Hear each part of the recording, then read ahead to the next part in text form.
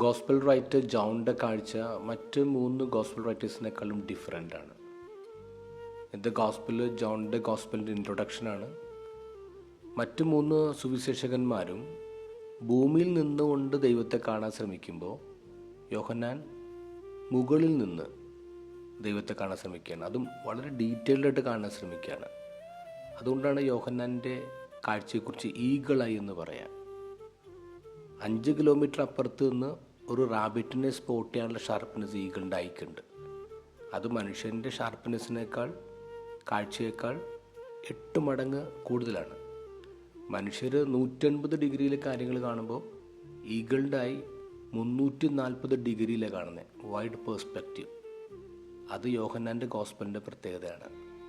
ഇന്നത്തെ ഗോസ്പലിൽ ഒരു വാക്കിങ്ങനെയാണ്: അവൻ്റെ പൂർണ്ണതയിൽ നിന്ന് നാം എല്ലാവരും കൃപയ്ക്ക് മേൽ കൃപ സ്വീകരിച്ചിരിക്കുന്നു. Grace upon grace.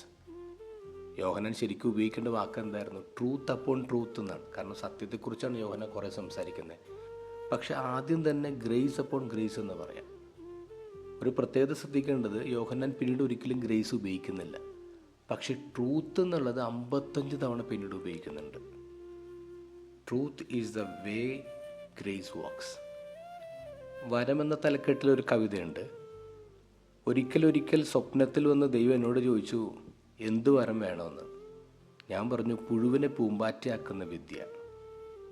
മണ്ണിലിടഞ്ഞവരെ ഒരിക്കലെങ്കിലും പറത്തിവിടാൻ കഴിഞ്ഞില്ലെങ്കിൽ പിന്നെ എന്ത് ജീവിതം. ഒരു വർഷം ഇന്ന് അവസാനിക്കുകയാണ്. പുതുവർഷത്തിലേക്ക് കയറുമ്പോൾ ഇങ്ങനൊരു വിദ്യയല്ല നമുക്ക് വേണ്ടത്. പുഴുവിനെ പൂമ്പാറ്റയാക്കുന്ന വിദ്യ. മണ്ണിലിടഞ്ഞവരെ ഒരിക്കലെങ്കിലും പറത്തിവിടാൻ കഴിഞ്ഞില്ലെങ്കിൽ പിന്നെ എന്ത് ജീവിതം.